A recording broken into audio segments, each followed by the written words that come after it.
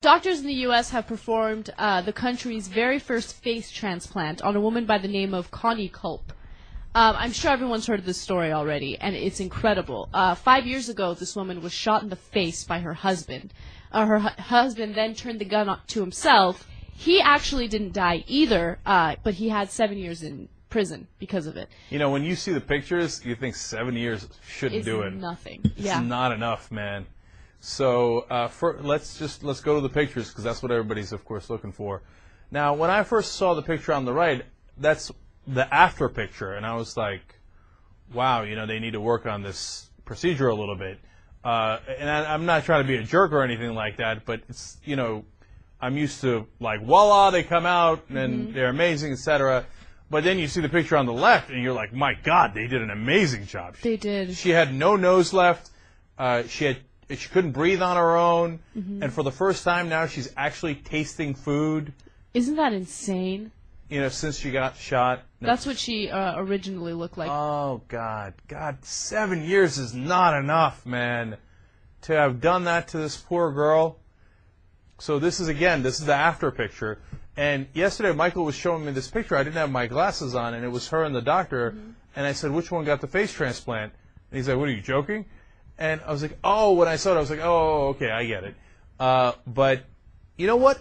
She's had a lot of surgeries, but I'm sure she's going to continue to have more, is my guess. She's had 30 operations to fix her face. 30? Wow.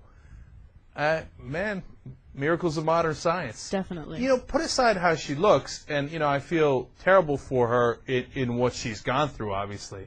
And so her looks have gotten much better in that regard. You know, and I feel good about that. But also, like, the day-to-day things, the breathing, the eating, and being able to live life somewhat normally again.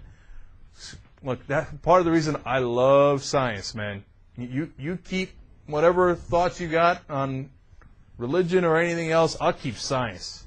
I'm on that side. Look, and I really think that she's an extraordinary human being, because I think a lot of women in that situation would try to end their own lives. I mean, a lot of people. A lot of people. I mean, she, being a beautiful woman, just had her face completely ruined by a man that she loved and was living with and everything.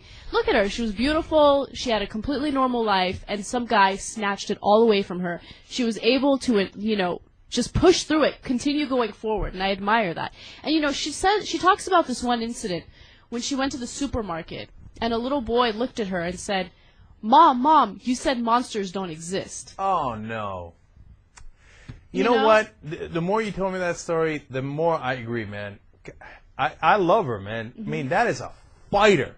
Someone who says, you know what? I'm going to get through this. I'm going to get through even this. Yeah. You got to really get behind that kind of willpower. And so she gets TYT stamp of approval. God bless. Go forward. She's very admirable.